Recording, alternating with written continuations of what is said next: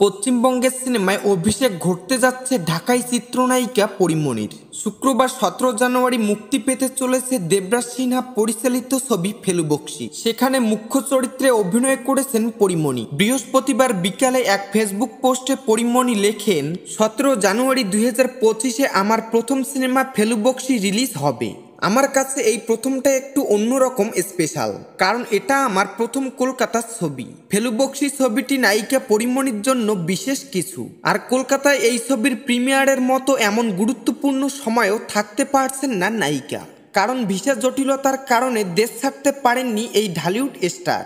তাই তো সামাজিক মাধ্যমে এসে অনুরাগীদের কাছে নিজের এই আক্ষেপের কথা ভাগ করে নিলেন পরীমনি। জানালেন কাঁটাতারের ওপারের সহশিল্পীদেরও খুব মিস করছেন তিনি। পরীমনি উল্লেখ করেন, ছবি রিলিজ তো নিশ্চয়ই অনেক আনন্দের মুহূর্ত, কিন্তু মন খারাপ হচ্ছে ভীষণ রকম। ভিসাটা হলো না। খুব মিস করছি আমার ফেলুবকশী টিমের সবাইকে। দেবসিনা, সোহম চক্রবর্তী, মধুমিতা। কান্না পাচ্ছে কিন্তু আমার। ডানা কাটা পরি বলেই আজ উড়ে যেতে পারি না। সবশেষে পরীমনি লেখেন, কলকাতা আমি যেতে পারিনি, কিন্তু ফেলুবকশীর লাবণ্যকে সবাই দেখতে পাবেন আগামীকাল আপনার কাছের সিনেমা হলে। আমি আপনাদের ভালোবাসা পাওয়ার অপেক্ষায় রইলাম। প্রিয় কলকাতা, ভালোবাসা নিও।